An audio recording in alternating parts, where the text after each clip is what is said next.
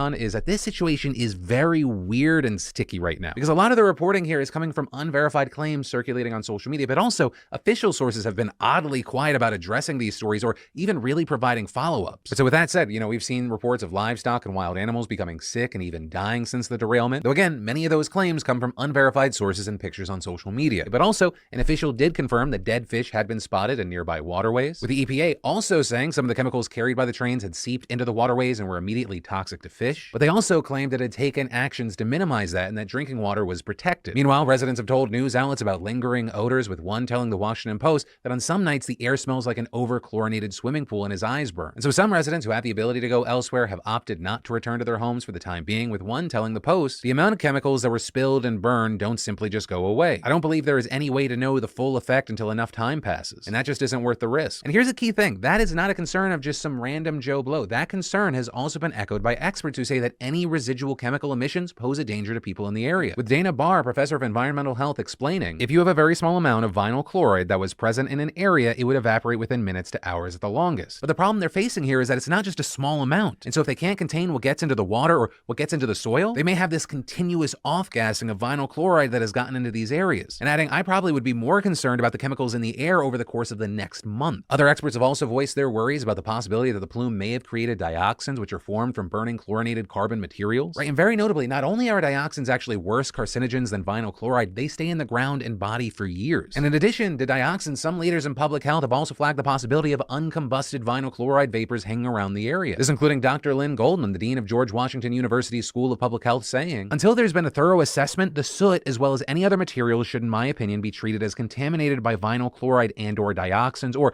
other contaminants until proven otherwise." And this is both leading experts and local residents have expressed skepticism about whether the EPA has enough data to actually determine if the area is safe. And to that point, the whole situation has been further complicated by the way that officials have been handling a lot of the information. Right? The EPA has not even released a full list of chemicals the train was carrying, a fact that a former EPA regional administrator called unconscionable. A list has also not been published by the National Transportation Safety Board, and this lack of knowing is creating a lot of doubt, skepticism, and theories that officials are not being fully transparent. Theories which were further stoked by a bizarre incident we talked about last week, where a reporter was arrested during a news conference where DeWine was discussing the derailment. And unfortunately, this is just where we are now, and we're gonna have to wait to see what new information they put out there and how everything plays out. And unfortunately, it's not like a wait and see, that's gonna be kind of interesting. It's, the small matter of if this is another environmental disaster that government officials mishandled and end up harming a lot of people. And in the meantime, there are already several lawsuits floating around, including one seeking medical testing and another that accuses Norfolk Southern of negligence, with many different groups saying that this should be a warning for possible train derailments that are due to corporate interests gutting rail protections, which is something that we're going to talk about, but even that alone could fill an entire show. So for now, this is where we are, and I'll pass the question off to you. What are your thoughts with all this? And then let's talk some quickie entertainment news. The Super Bowl happened last night. Philly fans, how you feeling? Kansas City fans, how you feeling? And with that, how'd you feel about that last holding penalty? Right, some have said this proves that the NFL's rigged. Others saying at the very least it shows the refs are not consistent, saying that up until that point, for the most part, they've just been letting the players play. And people in that group kind of just upset because they didn't get to see it play out the way that it might have played out. But as far as if it was a hold, James Bradbury, who was actually flagged for the play, he actually came out in support of the ref's call. I pulled the jersey,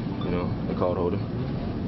I was hoping they would let it ride. Also, for the non-sports people that watch the Super Bowl, was it me or did most of the ads suck? I can maybe recall 3 of them, and in a week, really only the Tubi ad's gonna be the one that stays in my head, where they tricked probably millions of people into thinking someone grabbed the remote. Which, side note, Tubi, I don't know if you realize this, but I think you inadvertently got a lot of kids yelled at for a second. There's just something about electronics. When something messes up, people are like, blame the kids. Although I will say, while I already don't remember what was in the actual ad, you had Logan Paul and KSI putting out a Super Bowl ad for their drink Prime, which, whether you love them or hate them, you cannot deny it's kind of historic. It really highlights how big creator-led brands can become. And then, simple question, are you looking for low-hanging fruit to cut costs and save where you can with your business? Right, because with postage rates increasing again, Stamps.com has the best discounts in the industry. So thank you Stamps.com/Phil for being today's fantastic sponsor and providing a way to help small businesses. Y'all, Stamps.com automatically tells you your cheapest and fastest shipping options with rates you can't find anywhere else, like up to 84% off USPS and UPS. Are you selling products online? They seamlessly connect with every major marketplace and shopping cart. And I just love how convenient and cost effective this is for me and my business. I get to get all my mailing and shipping done without even leaving my house. And you can print official US postage from your computer 24/7. They even send you a free free scale so you'll have everything you need to get started. Plus, need a package pickup? Easily schedule it through your Stamps.com dashboard. Stamps.com saves me time and money, freeing me up to produce the show, create the next beautiful bastard drop, spend more time with my family. Right? I don't work to work, I work to live. This helps me do that. So set your business up for success when you get started with Stamps.com today. Sign up at Stamps.com/Phil for a special offer that includes a 4-week trial plus